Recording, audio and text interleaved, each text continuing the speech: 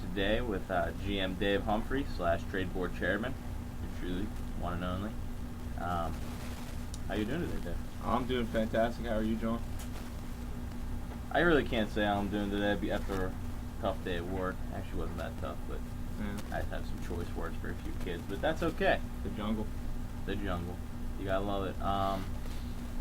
But anyway, we're here today to bring you our recap on a draft and how we feel it went yesterday, and give a little update on a couple important things. We'll start out.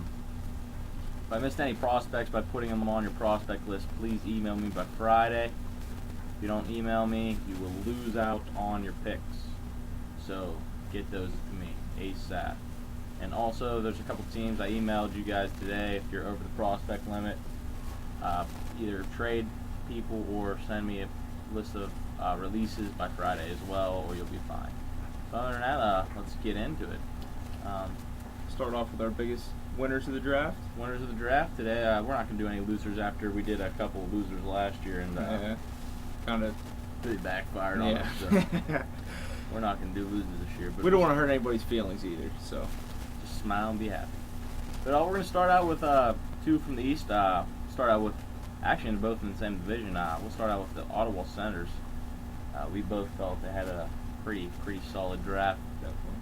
I think getting Fowler at number 8 is kind of a steal, since I think he honestly has potential to play in the NHL next year, being a very reliable offensive defenseman. I couldn't agree with you more, man. I mean, even though he went 12th in the NHL, projected to go in the top 5 up until the draft, who knows why he fell, but I think the Rangers in the NHL actually made a mistake by not taking him. yeah, probably. But he definitely has a good chance to play in Anaheim with all that's going on in their blue line, so time will tell. And getting Jack Campbell, a potential franchise goaltender, at 9, I think, is also a steal.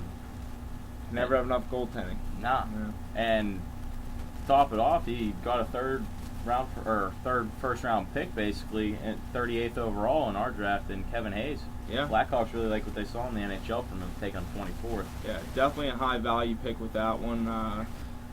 With all these picks, I mean, time will tell how they pan out, but it's hard to say that was a bad pick at 38 with the 24th selection left on the board. Yeah, so we'll see how that turns out for the Senators. Yeah. But we'll turn it to Dave, Yeah. who'll introduce the next team. The second team in the Eastern Conference that we thought had a great draft was the Canadiens. It's hard to argue with the first round, where you get Tyler Seguin, Skinner, and then Howden as his last pick in the first round. Seguin, obviously, controversy for the NHL draft. Who was going to go 1 or 2? Could turn out to be the best player. Who knows? I guess we'll see. You got to look at it like this. He gets the all-around center. Yep. He gets the goal scorer in Skinner. And then he gets the potential great third-line shutdown center in Howden. So, I mean, they all pan out for his team. I mean, those are 3 quality things. You could always put Seguin and Skinner together on a line. Uh-huh. Or if not, I think Skinner does qualify. He's a center, isn't he? Oh, yeah, I believe so. So, I mean, hey, that's 3 centers. That's getting depth down the middle when you already got the likes of Eric Stahl on your team and a couple other good centers. So, I mean, yeah, Montreal is really loaded down the middle for the years to come. Plus, they got those goaltenders. And I think I would say if you had to ask Cudmore, though, he'd be a little disappointed because he didn't get Campbell, which seemed like he really wanted in the first round. So yeah, he did. But he has 3 goalies on his team right now that are all fairly young and should play well. So. Hey, watch out for his Kent Simpson pick. Yeah? He did get Kent, so we'll see if that turns out to be a good one. We'll flash into the Western Conference now. I think the Vancouver Canucks had a really good draft. I couldn't agree with you more. Yeah, look at it like this. They got Niederreiter. He could be NHL ready next year with the Islanders situation. He might be into action. I mean, he might not, but he could. Some might debate that Conley could be a better skilled forward, but the injuries scared some teams away from him. So yeah. But that's a safe pick, and he could be ready to go. I think Niederreiter kind of fits the mold of his team as well. Just being a bigger guy, more physical. I don't know. He'll definitely, if he makes their team, he'll definitely be able to step into the Islanders lineup and contribute right away. Yeah, hey, and if you put him with Tavares next year, you never know. Yeah, very true. That could be a good young first line for the Islanders, second line for the Islanders. You never know what can happen.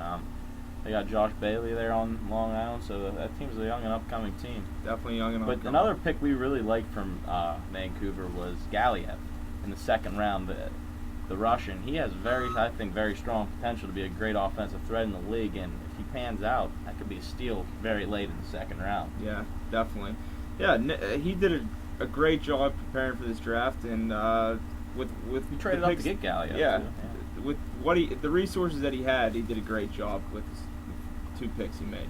So, and then we'll go to our last one. Yeah. The other team in the Western Conference we felt had a good draft was the Kings, Los Angeles Kings, and they made the selection Dylan McIlrath and Zucker, who we thought both players added an element of toughness to the team that it might be lacking or could use a little bit more of. So McIlrath at 15, he got drafted 10th in the NHL, right? So a surprise by some, the Yeah. Rangers. But I guess if you look at the Rangers roster with the division they're in the NHL, they figured they needed a physical to shut down defensemen. So, I mean, it makes sense for them. But I think it also makes sense for the Kings, too, which Dave said that they're not that physical team. I mean, right now they are tearing the league up offensively. Yes, they are. And kind of shutting it down defensively. But, hey, you need that physical element to your game just to put you over the top sometimes and put a scare into some teams, you know? Yeah, definitely. Protect your superstars. And, Definitely. hey, Killercraft was projected as one of the toughest, if not the toughest dude in the draft. So at 15, that's a good pick. And then Zucker, as we said, he's a good checking line forward. He's a very intriguing prospect. We'll see. He has some offensive potential, so he could be one of those steals that down the road turns into a quality third-line guy who could chip in some goals for you and play a good physical game. Uh-huh.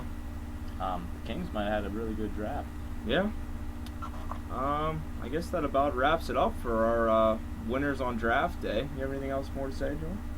Not really. It was good. Another good night. Yep.